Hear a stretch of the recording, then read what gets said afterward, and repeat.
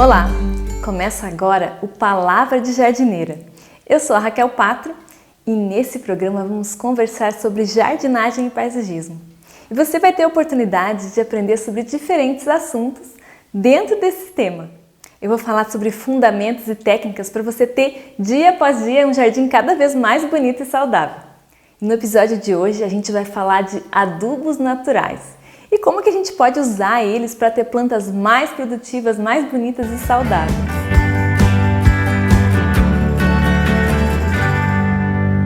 Primeiramente, precisamos entender a diferença entre adubos naturais e adubos sintéticos, que também a gente conhece como adubo químico, adubo mineral, adubo orgânico e os organominerais. São tantas as opções que deixa qualquer pessoa maluca. Os adubos orgânicos são materiais originados de restos de origem vegetal ou animal. Já os adubos minerais, que também podem ser naturais, eles vêm de rochas ou sedimentos, que podem ser usados assim do jeito que a gente pega eles, sem processamento químico nenhum, sem industrialização. Eles são apenas moídos para que a gente possa, ter maior contato com a terra. Então, eles são usados da mesma forma como a gente encontra eles na natureza. Já os adubos químicos ou sintéticos, eles também muitas vezes são minerais. No entanto, como o próprio nome já diz, eles já sofreram por algum tipo de processamento, eles sofreram alguma alteração química para que a estrutura natural fosse purificada ou alterada, para que somente então a gente possa usar esses adubos. E quando a gente fala em adubo organomineral, significa que a gente está tratando de uma mistura entre adubos orgânicos e adubos minerais. Muitas vezes, após a análise dos nutrientes no adubo orgânico, entram os minerais para complementar aquilo que ficou faltando e balancear os nutrientes de acordo com o cultivo em que ele vai ser aplicado. Mas e na prática, qual que é a diferença entre os adubos naturais e os adubos sintéticos? Os adubos sintéticos têm os nutrientes prontos para que a planta absorva. Eles estão ali disponíveis na forma em que a planta pode absorver prontamente. Já nos adubos naturais, uma boa parte dos nutrientes pode estar fácil de absorver, mas muitas vezes eles estão numa forma mais complexa, mais complexada. Uma parte deles pode estar também naturalmente quelatada. E aqui eu vou abrir um parênteses. Quando algum nutriente está quelatado, significa que ele está ligado a uma molécula que faz com que ele entre ou que ele seja transportado de uma maneira ainda mais rápida do que se ele estivesse na forma mineral. Voltando aos adubos naturais, além dos nutrientes quelatados, ainda temos outros que estão solúveis e disponíveis, e uma outra parte que está complexada em grandes moléculas orgânicas, que ainda vão levar um certo tempo até se degradar e poder liberar todos os nutrientes para as plantas. Assim, os adubos naturais eles são verdadeiros fertilizantes de liberação rápida e lenta ao mesmo tempo. Depois que a gente coloca eles, a planta já pode absorver uma boa parte. E outra parte dos nutrientes passa a ser liberada de uma forma gradual. Além disso, temos mais uma grande diferença entre esses dois adubos. Os adubos sintéticos nutrem as plantas, mas dificilmente eles vão nutrir e recuperar o solo do desgaste natural. Por outro lado, os adubos naturais nutrem as plantas e nutrem também o solo, melhorando a textura, corrigindo o pH, aumentando a aeração e a umidade, reduzindo a toxicidade do alumínio. Eles têm um efeito refratário também, impedindo que mudanças bruscas de temperatura aconteçam na terra. E também eles alimentam os organismos benéficos do solo, como os fungos, as bactérias e as minhocas. E ainda podemos falar das diferenças em termos de impacto ambiental. Adubos químicos podem poluir o meio ambiente 2 vezes, que são quando eles são produzidos na indústria e depois quando eles são aplicados de uma maneira irresponsável muitas vezes, podendo contaminar o lençol freático e o solo. O resultado pode ser desde um crescimento desequilibrado das plantas, que deixa elas suscetíveis a pragas ou doenças, até casos sérios de desertificação do solo. Os adubos naturais também podem poluir, principalmente aqueles que são mais concentrados, como os estercos, por exemplo. Mas é incomparável o risco ambiental de um adubo sintético com relação a um adubo natural. Além do próprio desequilíbrio da aplicação do adubo, a gente pode pensar também no impacto ambiental da extração dele. Muitas vezes os adubos, mesmo esses que são naturais, eles são extraídos de fontes não renováveis, o que acaba por ser uma escolha não muito sustentável. É o caso, por exemplo, dos pós de rocha, do calcário ou do salitre do Chile. E devemos considerar também a nossa saúde quando escolhemos um adubo sintético ou um natural. O potencial de risco de toxicidade de um adubo sintético é muito maior do que de um adubo natural. Mas isso não significa que os adubos naturais são 100% seguros. Muita gente acha que só porque é natural não tem problema algum, que não precisamos ter cuidado algum. Mas não é bem assim. A torta de mamona, por exemplo, que é super usada. Se a gente ingerir ela é muito tóxica. O salitre do Chile, que também é natural, pode poluir o solo porque ele é muito concentrado. Ele tem muito nitrato, que pode até acumular nas hortaliças folhosas, da mesma forma que adubos sintéticos como a ureia. E os estercos? Se não forem bem tratados, podem ser uma fonte de verminoses e outras doenças para sua família. Já pensou? E quais tipos de adubos naturais existem? Há muitos tipos e poucas regras quanto a isso. Podemos utilizar vários tipos de lodo, camas de diferentes animais como cavalo, vaca, ovelha, coelho, torta de algodão, torta de mamona, torta de filtro, que é aquela torta da produção do açúcar, palhas diversas, aparas de grama, vinhaça, bocache, que é um adubo vivo maravilhoso, composto orgânico, pó de rocha de qualquer tipo, calcário, salitre do Chile, farinha de ossos, cinzas, farinha de conchas, humus de minhoca, restos de podas, folhas secas, serragem, restos de frutas e legumes, casca de ovo, casca de crustáceos, borra de café, saquinho de chá, erva mate já servida, casca de amendoim, casca de arroz, de macadâmia e tantos outros produtos que a gente pode ter fácil acesso. As possibilidades são gigantes. A gente só precisa usar a criatividade e o que tiver perto, o que tiver à mão. E aqui está uma dica bem interessante. Utilize produtos locais. Uma das vantagens de se usar adubos orgânicos é que eles costumam ser baratos. Mas essa economia você só vai ter se comprar localmente. Pois se você mandar trazer um super guano de morcego das cavernas longínquas lá do Peru, vai acabar saindo muito caro e não faz o menor sentido. Ao cultivar plantas de forma natural, de forma orgânica, estamos pensando na nossa saúde, mas devemos pensar também no meio ambiente. Não faz sentido trazer do outro lado do país ou do outro lado do mundo um material específico que só tem lá, se houver outro produto local que tenha a mesma função. O transporte do material torna ele mais caro e acaba poluindo o meio ambiente e aumentando a nossa pegada ecológica. O melhor mesmo é você descobrir qual a potencialidade da sua região. Quando eu morava lá no Rio Grande do Sul, por exemplo, era muito fácil conseguir casca de arroz carbonizada. E aí onde você mora?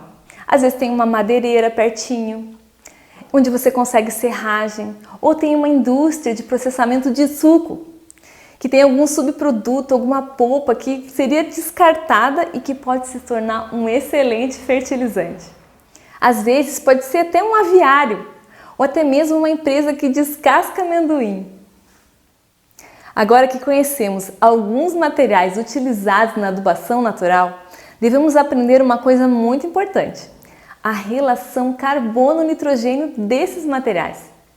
Mas o que é isso, Raquel? Nós sabemos que as plantas precisam muito de nitrogênio para crescer. Ele é o principal nutriente requerido por elas. Agora, o que muita gente não sabe é que os micro-organismos do solo também precisam de nitrogênio para crescer e se multiplicar.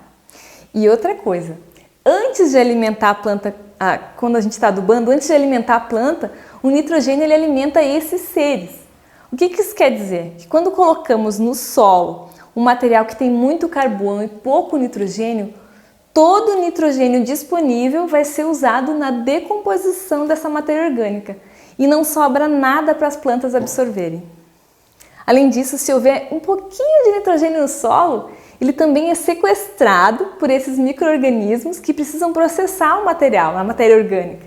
Ou seja, se a gente coloca um material rico em carbono e pobre em nitrogênio, com uma serragem, por exemplo, a gente está tirando o nitrogênio das plantas para dar para as bactérias e para os fungos decompositores. A pessoa vai lá, pensa que está adubando, mas na verdade está tirando nutrientes da planta. É o típico tiro que saiu pela culatra, uma verdadeira cilada. E como que a gente pode evitar esse problema? Precisamos balancear então o nitrogênio desse material. Misturar ele com algum outro adubo natural que seja rico em nitrogênio, de forma que a gente possa alimentar tanto os micro-organismos do solo, que eles não são do mal, né? Eles estão ali para ajudar, como as plantas também. E esse equilíbrio ele deve ser de 30 para 1, ou seja, 30 partes de carbono para 1 parte de nitrogênio. E aí, será que ficou complicado? Com as dicas que eu vou te dar, vai descomplicar, você vai ver. Então, como saber o quanto de nitrogênio e carbono tem em um certo material? A gente pode usar alguns macetinhos para descobrir, mas também podemos consultar tabelas que tenham informações aproximadas. As informações são aproximadas porque, sendo um material natural, a composição dele nem sempre é a mesma, né? Porque a vaca que está produzindo esterco lá nem sempre ela come a mesma coisa. Mas as tabelas, elas ajudam a gente a ir se familiarizando com a composição desses materiais. Eles fornecem um norte. Nessa tabela, por exemplo, a gente pode ver a proporção de carbono e nitrogênio de alguns materiais bem comuns. Veja como a diferença pode ser bem grande. E quais são as pistas para saber se o material tem bastante nitrogênio ou não? Uma dica boa é de que os materiais, aqueles que são frescos, úmidos, macios, muitas vezes ainda verdes, eles têm alto teor de nitrogênio, como a para de grama, esterco, restos de frutas e legumes. Já os materiais que estão amarelos, já meio pardo, meio marrom, eles já estão secos, né? Eles acabam sendo mais ricos em carbono, como a serragem, pedaço de papel picado, palha, folha seca, casca de arroz. Apesar dessa dica, vale a pena ter uma tabela com a composição dos diferentes materiais para equilibrar a sua adubação e não errar a mão. Alguns materiais podem ter quase nada de carbono e nitrogênio e ainda assim serem bons fertilizantes, como as cinzas e o calcário ou os pós de rocha. Muitos são excelentes até para suprir a carência de micronutrientes. Tá, beleza. Entendida essa história de relação carbono e nitrogênio, eu ainda vou te dar mais um porém. Porque afinal a natureza não é uma ciência exata. Alguns materiais fogem a essa regra. São os materiais de decomposição lenta, que a gente usa como forração morta, por exemplo. E quais são eles? A casca de pinos, a casca de coco, cavaco de madeira, aquela serragem bem grossa, sabe?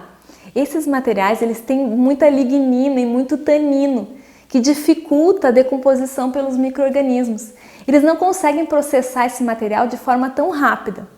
E assim eles acabam não sequestrando o nitrogênio do solo, mesmo que eles tenham muito mais carbono que nitrogênio na sua composição.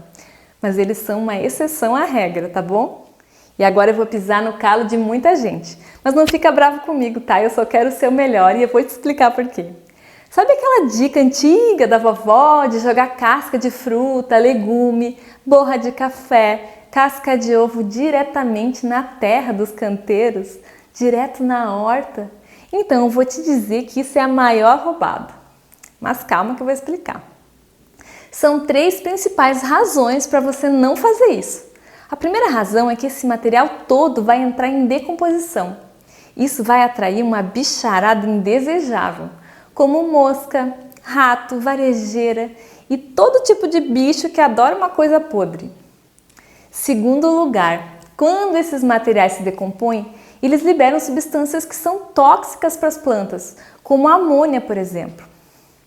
Eles também propiciam a proliferação de fungos e bactérias que não são do bem e podem prejudicar suas plantas, provocando doenças nelas.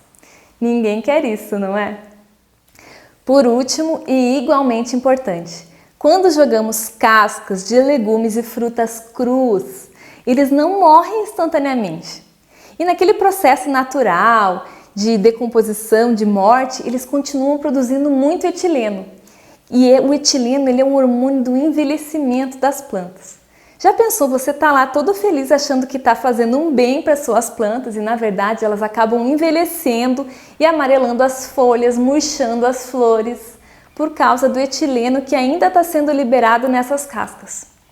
E eu vou te dizer que algumas plantas são super sensíveis ao etileno. O tomateiro é um deles. Com um tiquinho de etileno ele já acha que está na hora de fechar o ciclo, para de crescer e começa a amarelar as folhas. Por essa mesma razão, jamais coloque as suas plantas perto da fruteira da cozinha. As frutas liberam muito etileno, por causa do amadurecimento, faz parte, mas isso pode afetar as plantas que estão por perto. E sabe o que mais não pode fazer? Não pode jogar esterco de boi, de cavalo, de ovelha direto nas suas plantas, nem no jardim e muito menos na sua hortinha. Esses animais que pastam, eles comem um monte de sementes de ervas daninhas durante a sua alimentação. Muitas dessas sementes são digeridas, mas outras tantas passam inteirinhas pelo sistema digestivo desses animais e acabam saindo intactas no esterco, prontinhas para germinar, adubada e tudo mais. Muitas vezes, só curtir o esterco não é o suficiente para eliminar essas sementinhas. Eu já vi gramados lindos se infestarem super rápido só porque foi jogado esterco para adubar o gramado. É um estrago e tanto. E quem tem grama sabe o quanto é difícil ficar controlando as ervas invasoras o tempo todo. Exige muito esforço e muita vontade de querer ter um gramado perfeitinho. Eu canso de receber perguntas de pessoas que não fazem ideia de como que o gramado delas, que era tão lindo, ficou infestado de uma hora para outra. E investigando rapidinho, eu descubro que a pessoa ou adubou com esterco ou com aquela terra de barranco. É certeza, aquilo é cheio de semente, gente. E na horta é pior ainda, pois tem um monte de verminosas que fecham o seu ciclo exatamente assim. Os ovos ficam no esterco dos animais que vão para as hortaliças e depois vão para a mesa da gente. E isso não é coisa de antigamente, isso ainda existe e muito. A gente tem que tomar cuidado. Hoje em dia tem até empresas que vendem esterco esterilizado de animais estabulados em pacotinho, tudo bem bonito, lá na prateleira do mercado. Por um lado é bom, pois esse adubo não tem sementes nem verminosas, mas por outro lado é ruim, porque a gente perde um monte de bactérias do bem que tem ali, que funcionam como um probiótico para a terra das plantas e para a compostagem. Muitas vezes a gente usa o esterco na compostagem. Então a gente acaba perdendo e eles ajudam no equilíbrio da terra e fortalecem as defesas das nossas plantas. Mas então, Raquel, como que a gente pode aproveitar esse material que é tão rico? É mais simples do que você imagina. Basta fazer a compostagem do material antes de oferecer ele às plantas. Durante a compostagem, esse material todo ele passa por um processamento natural, ele esquenta, ele esfria e no fim ele fica estabilizado, equilibrado e ainda mais rico em nutrientes. Além disso, a gente previne todos esses problemas que eu falei antes. As ervas daninhas são eliminadas, as doenças, as pragas, o etileno para de ser produzido, aumenta a proporção daqueles ácidos úmicos e fúlvicos. Só tem vantagem, mas a compostagem é assunto para uma aula inteira. Por enquanto, eu quero que você saiba que precisa fazer ela, para não jogar as cascas direto nos canteiros. Com uma compostagem bem feita, a gente reduz a emissão de poluentes, nutrimos as plantas, o solo, e eles acabam ganhando, as plantas acabam ganhando o melhor fertilizante que existe. E agora, Raquel, devo ou não utilizar adubos sintéticos? Eu penso que para plantas ornamentais, a gente tem que buscar um equilíbrio nesses fertilizantes. Se a gente usa adubos naturais de forma regular, a gente vai gradativamente melhorando as propriedades do solo, deixando ele mais rico. Então, no começo dos seus cultivos, caso o seu solo seja muito pobre, A ajuda dos adubos sintéticos pode ser interessante, desde que eles tenham um uso bem dosado, bem equilibrado. Com a maturidade do seu jardim, eles podem ir sendo abandonados, enquanto a gente mantém a fertilização orgânica de forma bem regular. A adição de micronutrientes, mesmo que sintéticos, pode ter lugar em algumas situações específicas, como uma espécie de planta que tem uma necessidade especial e que necessite de uma reposição regular. Tenha em mente que muitas plantas ornamentais que cultivamos hoje foram selecionadas para responder aos fertilizantes químicos. E dessa forma, o seu desempenho máximo está relacionado com o uso desses adubos, enquanto outras ficarão felizes e plenamente satisfeitas em receber somente adubos orgânicos. Mas quando plantamos uma horta doméstica para o consumo da nossa família, eu penso que a fertilização sintética não tem lugar. Um cultivo bem equilibrado, rico em matéria orgânica, vai produzir alimentos mais saudáveis, mais gostosos, mesmo que inicialmente a nossa horta não seja assim super produtiva. Ainda assim vale a pena, até porque não teria sentido algum produzir em casa os mesmos alimentos que a gente compra lá na prateleira do supermercado, cheio de agrotóxico. Não faz sentido. Com um bom manejo e aplicação regular de adubos orgânicos e naturais, inclusive minerais, o solo vai se desenvolvendo, amadurecendo, até se tornar capaz de suprir todas as necessidades das plantas, com uma produtividade maravilhosa e sem o uso de qualquer tipo de produto químico, seja um adubo sintético ou outro agrotóxico. Mas é preciso dedicação e paciência para chegar nesse nível.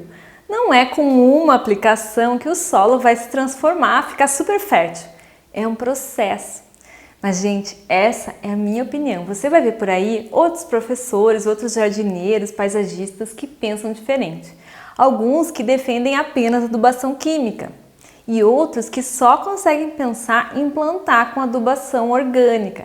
Eu penso num caminho do meio, em que a adubação orgânica é muito mais importante, mas que em alguns momentos a adubação sintética pode ser uma ferramenta para nos ajudar. Tá, Raquel, entendi, beleza. E qual que é o melhor momento para adubar com adubos naturais, adubos orgânicos? Eu vou te dizer que a adubação orgânica deve ser realizada em diferentes momentos da planta. Quando vamos preparar canteiros no jardim ou na horta, é uma excelente oportunidade para enriquecer o solo com uma adubação pesada. Durante o transplante anual dos nossos vasos, das nossas floreiras, podemos sim juntar uma boa quantidade de adubo orgânico para ajudar a compor o substrato. Podemos também acrescentar mais adubo orgânico em momentos estratégicos, como durante a amontoa, para reposição do nível do vaso que tende a baixar com o passar do tempo.